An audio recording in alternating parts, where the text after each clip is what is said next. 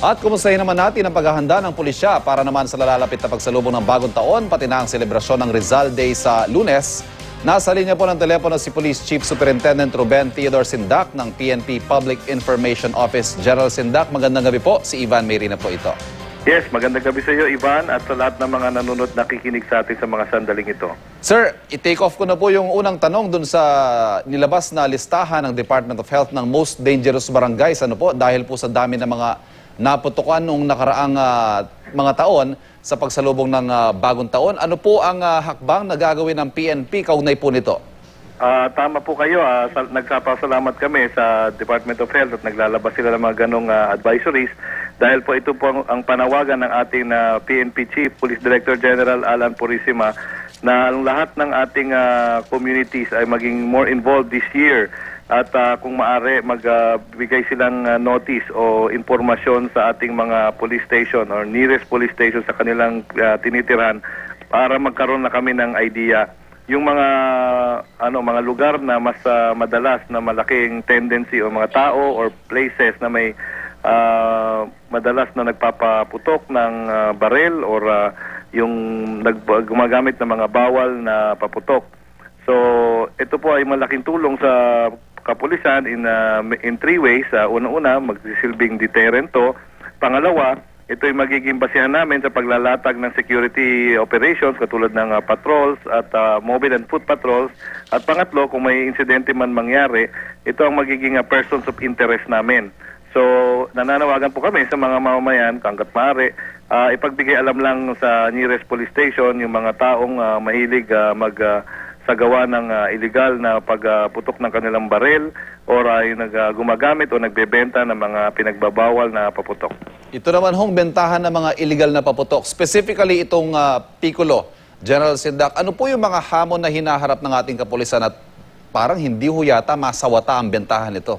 Opo, dahil nga sa kanyang kaliitan, yung size niya at as well as syempre yung dali siyang ipasa. So talagang nagkakaroon kami ng problema diyan, pero patuloy pa rin ang kampanya namin at patrolya at inspection sa iba't ibang lugar para at least ma-minimize if not totally eradicate ang paggamit at pagbenta nitong ibang klaseng pinagbabawal na paputok. Kasi usually mga pinagbabawal natin nakikita yung mga overweight, oversized, yung fuse na maiksi, yung produkto na walang label, yung mixture of phosphorus or sulfur with that of chlorate, at iba pa, no? Pero itong dalawa, yung kagaya ng Watusi at saka yung sinasabi nating Piccolo, ay hindi kasing lalaki. Kaya madali siyang ipasa. Kaya medyo mabigat nga. Medyo malaking hamon din sa kapulisan, inaamin namin. Subalit, sinisikap po namin na patuloy naming hahagilapin to, gagulugad din namin ng mga iba't ibang lugar na ito'y ginagamit. And it's also good to point out, sir, siguro, hindi ibebenta yan kung wala naghahanap. Oo nga po, medyo may demand eh. So dapat sana wag na lang tangkilikin ng ating mamamayan. Kung kaya naman tiisin, wag nang, kasi may mas harmful effects eh. Katulad ng Watusi, damay nyo na rin po. Watusi, yung Piccolo, ito may harmful effects doon sa mga gumagamit, lalo na yung mga bata. So sana ilayo natin ang mga bata sa kapahamakan. Sir, ito ho mga pellet gun, ginagawang alternative eh. Bawal din ho ba ito? Linawin po natin. Meron dapat permit yan sa firearms and explosive. May special rin yan eh, parang special governing policy doon sa mga pellet guns. At siguro na alam na ngayon ng Chief ng Firearms and Explosive Office kung anong dapat gawin at naghahanda na rin sila. Okay. May-announce ko rin po, isa pang kampanya ng Philippine National Police ay yung doon sa mga online selling ng mga illegal na paputok.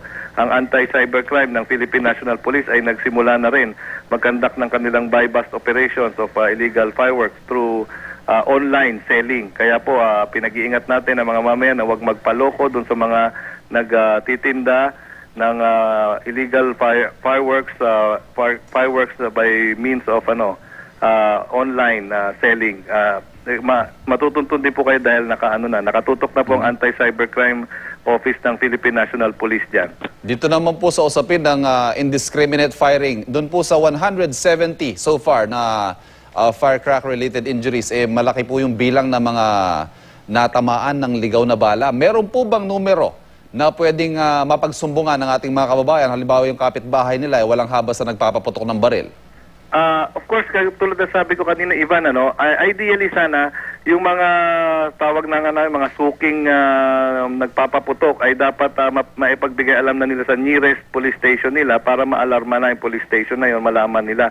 Hindi na nila kailangan magbigay ng pangalan. Basta yung impormasyon lang kailangan po namin para maitala na to. Pero kung gusto niyo sa national offices naman, kumpleto naman po kami, pwede nilang i-text sa 0917-847-5757. Doon naman sa mga... 0917-847-5757. Opo, Opo. 0917-847-5757. Paano ho, sir, kung pulis yung nagpapaputok? Sige ho lang, patuloy pa rin raw. Di kaya sabas para madaling tandaan, text 2920. Yun po, yung lalo na sa pag-involve ang police. Okay. One final point. Meron din po kami sa Twitter para mas mabilis po ang kung mga mahilig sa social media, yung ang aming Twitter handle ay @ireport_krimen. At sana po, sir, may mahuli tayo this time, ano? Opo, mayroon na nga isa yatang naitala sa Region 6 at sa ibang lugar po. You will agree with me, sir, na ito po yung isa sa mga pinaka nakakagalit pagsalubong natin sa New Year, yung mga nagpapaputok ng baril, tapos may tatamaan, lalo na yung mga inosente. Totoo po yung kaisa nyo po ang pulis dyan, lalo na yung mga maayos namang pulis, kaisa nyo kami dyan na lulungkot pagka may ganyang balita.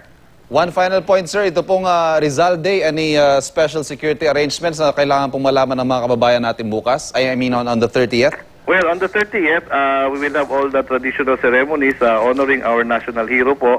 At yung National Capital Regional Office ay siguradong nakapaghanda na ng kanilang preparasyon para sa iba't ibang gagawing honor sa ating, of course, national hero na si Jose Rizal. And of course, yung ibang lugar naman sa Laguna at yung kanyang mga ibang places where si Rizal po ay binibigyan ng special honor sa kanilang mga lugar ay ganun din. General Sindak, sir, maraming salamat. Magandang gabi po sa inyo. Maraming salamat din po sa pagkakataong ito at mabuhay po kayo. Sana may maging mapayapa, maayos at ligtas ang ating pagdiwang ng bagong taon. Police Chief Superintendent Ruben Sindak, tagapagsalita ng PNP.